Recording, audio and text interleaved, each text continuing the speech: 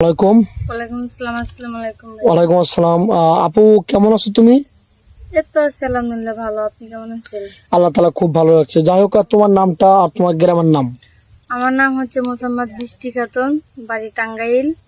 মা বাবা কেউ নেই, চাচা চাচির মধ্যে থাকি, খুবই অসহায়। খুবই কষ্টে আছো? হ্যাঁ, কষ্টে আছি তো, এই তো অবস্থায়। ও আচ্ছা, যাই হোক, চাচার কাছে মানুষ। তোমার বাড়ি হচ্ছে টাঙ্গাইল ভুয়াপুর? হ্যাঁ হ্যাঁ, টাঙ্গাইল। টাঙ্গাইল ভুয়াপুর। তো যাই হোক, এখানে তুমি বেড়ে উঠছো না চাচা চাচার কাছে? হ্যাঁ হ্যাঁ, বেশ। পড়াশোনা কতটুকু করেছিলে? লেখাপড়া করেছি ক্লাস 8 পর্যন্ত, আর সামর্থ্য হয়নি, কারণ বাবা মা নেই, কে পড়াবে? ইচ্ছা ছিল, উপায় নেই। উপায় নেই। আচ্ছা, পড়াশোনা করতে পারোনি টাকার অভাবে নাকি? কিন্তু মনে বল ছিল বা ইচ্ছা ছিল যে আমি কিছু করব পড়াশোনা করে? হ্যাঁ, পড়াশোনা করব তো, ভালো একটা পরিবারে বিয়ে শাদী করব, সংসার করব, তা আল্লাহ তাআলা কপালে এটা রাখে নাই, কষ্ট রাখছে, কষ্টের মধ্যে আছি। বুঝতে পারছি। তো যাই হোক, আমাদের ক্যামেরার সামনে আসছো কি বিয়ে শাদী করবে নাকি কোনো সহযোগিতা লাগবে? ক্যামেরার সামনে আসছি তো, আমি একটা ভালো জীবন সঙ্গী হিসেবে বিয়ে শাদী করব। বিয়ে হোক বা বয়স্ক হোক, যেমনি হোক, তাতে আমার সমস্যা নাই, শুধু একটা ভালো মনের মানুষ চাই, সারা জীবন সুখে দুঃখে তার সাথে সংসার করব। আচ্ছা, কোনো প্রবাসী ভাইয়ের হয়তো একটা দুটো বাচ্চা আছে, সেরকম ম্যান হলে তোমার চলবে? হ্যাঁ, ইনশাল্লাহ চলবে, তাতে কোনো আমার আপত্তি নেই। ও, একটা বাচ্চা থাকলে তোমার আপত্তি নেই? না, একটা দুটা থাকলে আমার কোনো আপত্তি নেই। ও, শুধু সে ভালোবাসা আগলে রাখলে হবে নাকি? ভালোবাসাতে রাখলে হবে।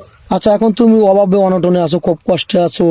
এই দরিদ্রতার কথা শুনে তোমাকে ভালোবেসে তোমাকে কেউ বিয়ে করতে চাইলো, কোনো প্রবাসী ভাই, তার সাথে কোনো ছলচাতুরি বেইমানি দুই নম্বরই? না না, আমি তার সাথে কখনো সলসতা 2 নাম্বারই করবো না, কারণ আমি তার সাথে এক কাপড়ে সারা জীবন সংসার করে যেতে চাইছি, সারা জীবন এক হাত ধরেই।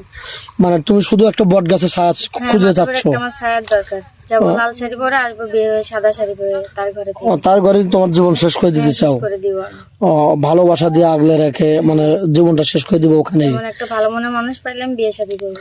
আচ্ছা, তোমাকে কোনো প্রবাসী ভাই বিয়ে করে বাড়িতে রেখে গেল, দুটো বাচ্চা আছে, সংসারের দায়িত্ব তোমার উপর পড়েছে, তাহলে কি তুমি তাদেরকে ঠিক মতো আগলে রাখবে না তাদেরকে কষ্ট দেবে দুর্বলতার সুযোগ আমি নিয়ে? যতটুকু আমার নিজের জীবনের থেকেও আমি তাদের দেখাশোনা করবো, যেতদিন আমি বাঁচবো, নিজের বাবা মার মতো দেখবো, দেখাশোনা করবো, নিজের ছেলে মেয়ের মতো। কষ্ট দেবে না তো? সত্যি বলছো, এগুলো কথা সত্য? বলছি ভাই, আমি কষ্ট দিই, কারণ মা বাবার আদর পাইনি, আমি কষ্টটা বুঝতে পারতেছি, বুঝছেন? ও, তো অনেক সুন্দর কথা বলছো। তো যাই হোক, তোমাকে কিভাবে পাবেন?